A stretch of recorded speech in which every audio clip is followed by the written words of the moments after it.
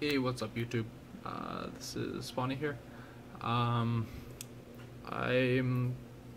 back. I wasn't really gone for too long, but it's been a couple weeks since I uploaded a video. So today I wanted to bring you guys a deck profile of Evilswarm. This is the other deck I have built currently, aside from Shadal, which is still my main deck. I'm not profiling that today mainly because after playing with it some, I want to make changes to it. So the build I have currently is not the build I'm going to be playing, especially post next set. So yep. So this is the deck I decided to give you guys today. Yeah, it's pretty good. I think it's really underrated right now. Ophion just has such a great... Ophion just brings a lot to this deck, and it has such a great matchup against all of the big three. Satellar Knights are really the only deck I see this deck struggle against. But that said, without further ado, let's get into it. So, first off, we have our Evilswarms. Obviously we have our Evilswarms. 3 casters, extra normal summon, 1750, pretty good. And the fact that the normal summon is not an effect, it's a condition. So, like, Breakthrough Skill, Valor doesn't stop it. 3 Kirkion, best top deck in the deck. I can't tell you the amount of times I've played this deck in a local, or I can't tell you when I've played this deck in locals or whatever, and I've just top deck Kirkion and just won off of it late game. Top deck Kirkion late game is one of the best things you can do. It's really, really powerful late game. 3 Mandragora. One's trying to escape there. This is something I've just changed recently. I was playing 3 Thunderbirds and 2 Mandragoras. But, speaking of Thunderbird, there he is. I decided to change that. The reason why is because I feel like opening Mandragora makes your turn 1 rank 4 plays a lot more life if you don't open a caster. Or a way to get to a caster via a Rhoda. This makes you have turn 1 rank 4s more consistently than this does. This is a good card, but you don't really need 3. 2 is plenty. 2 is fine. But this it gives you more access to rank 4's turn 1 versus where this is, well, it's this very strong card. Opening this in like a Heliotrope doesn't make a rank 4 turn 1. So, yeah. So 3 and 2 is good. And then 3 Heliotropes, because, you know, they counterpart with Rescue Rabbit, which, yeah. So, let's, if you open Rabbit, it's really fucking good. So, that's the monsters. Onto the spells. The Triple Pandemic. I've seen some people just play 2 of this card, but this card is so good.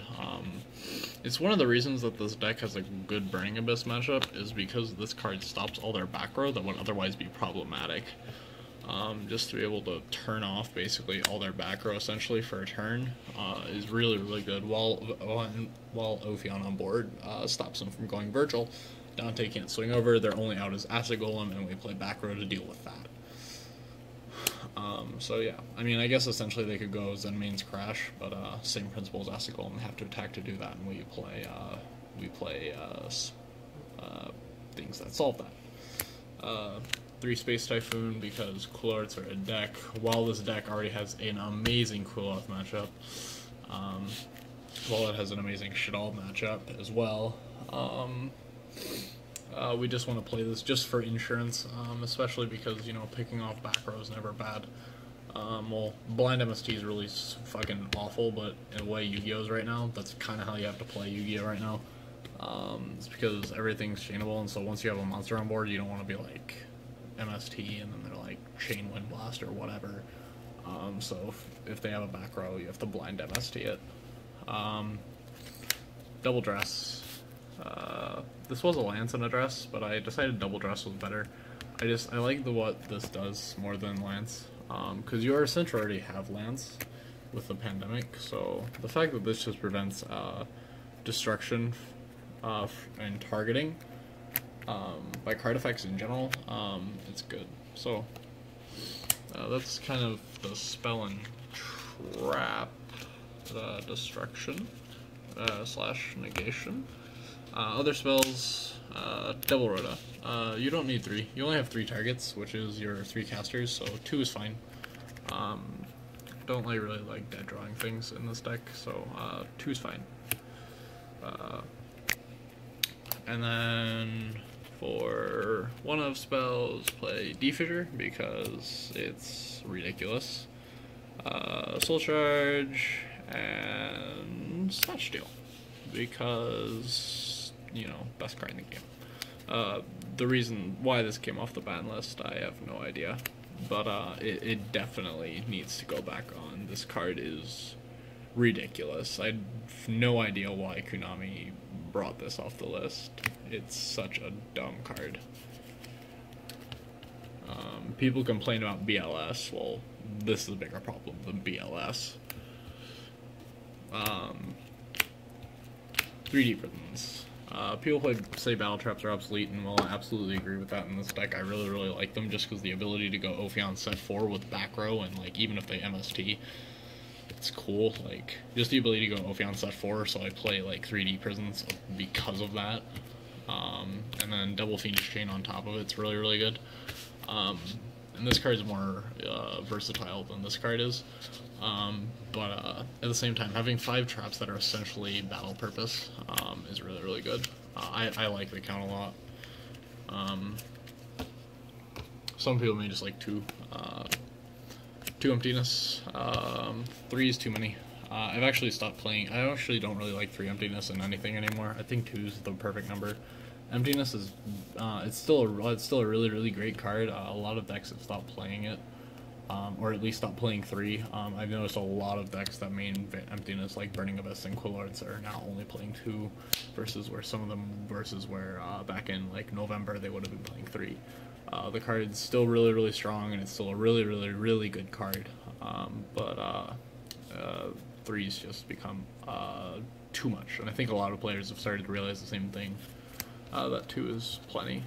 So 2 emptiness. Infection, because it allows me to search out everything on my deck. Some people go for this first off their first Ophion search. I will always go for Pandemic unless I open a Pandemic. Then I will search for this card. You need a Pandemic in this. I feel like you need Pandemic to be able to make your plays safely. So this card comes second to Pandemic. Macrocosmos for some one-off traps. Macrocosmos because, you know, same reason as Defissure. Everything in this format needs a graveyard. Even Statellar Knights need a graveyard. So it's really good. Bottomless, Compulse, Warning. I was playing Torrential, but I cut it, just because everything is floaty right now, so I feel like these 3 are better.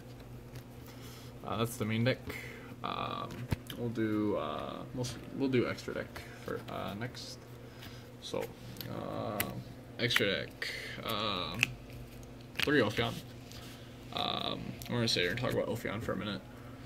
A lot of people underrate Evilswarm. Why? I don't know. A lot of people, I think, found out what this deck do, especially in my area. Because my locals, Yeti Gaming, hosted a Giant Hand tournament with Giant Hand as the first place got the Giant Hand.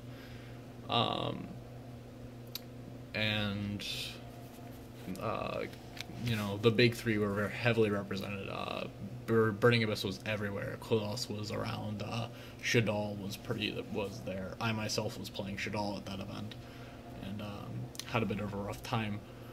But my friend was also playing Shadal, and he made top 8, and in top 8 he played against Evilswarm, and he lost because of this card.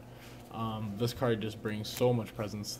It allows for ridiculous amounts of control in this meta, because you turn 1 Ophion against Shadal, they can't activate Shadal Fusion, and they have to have a dragon to bounce, or a Squamata to pop it. But it very limits what Shadal can do. It requires them to have a dragon, or a Squamata. And then against Quilloth, like they can't pendulum summon. I mean, yeah, they contribute for disc, but again, I have back row to deal with their attacking monsters. Yeah, carrier can bounce, and that's a bit of an issue. But like still, yeah, they're gonna have a tough time getting around this. Burning Abyss, they can't go Virgil, and Pandemic stops all their back row, and so it forces them to go Acid Golem. And I have back row to deal with that.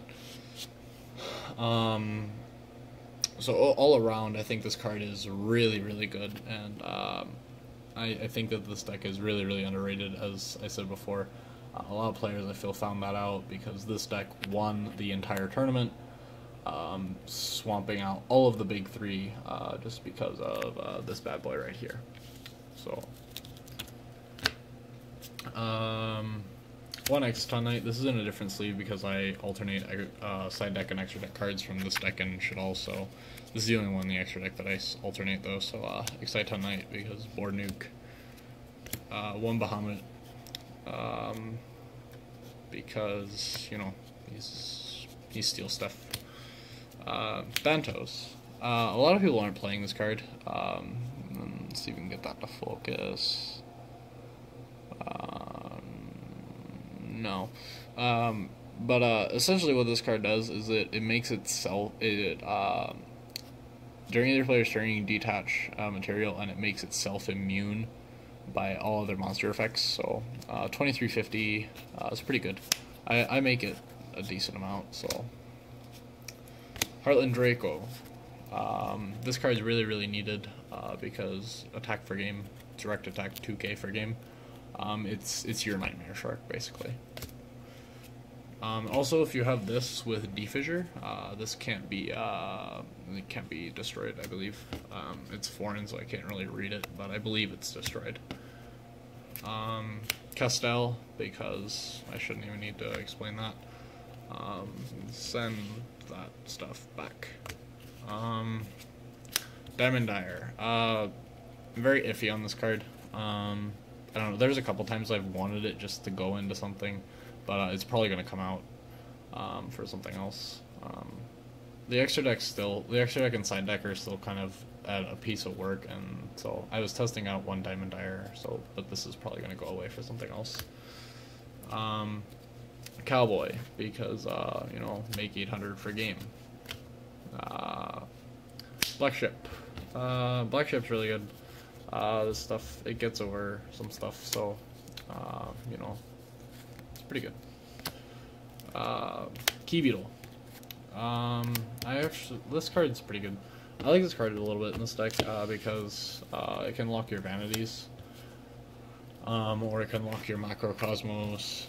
It's just pretty much all over a pretty demanding card. I feel like it's definitely worth a spot in the extra deck. Dweller, because Burning Abyss is annoying. Ragna Zero because Quilloths, fuck them. And 101. I still really like this card. I'm still a big advocate of 101, so yeah. Side deck. I'm gonna go kind of fast because I'm at about 14 minutes, so. Double Flying Sea, Reason, Burning Abyss. Double Spell Shattering Arrow, Quilloths. Double Chalice, because it's pretty good. Yeah, just against you know, stuff.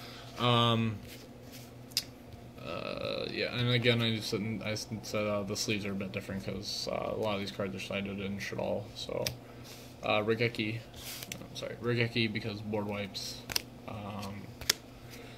Light Mirrors because Teller Knights are Ophion doesn't really affect them, so this card does. Soul Drain because everything in the format needs a graveyard. Triple Fairy Wind because fuck Quilloths, and Double Mind Crush. I really, really think this card is really, really good right now, and it's really underrated. So, thanks for watching, guys, and this has been my Evilswarm deck profile, and this card right here, Rex, Tier 1. Alright, have a good day. Thanks.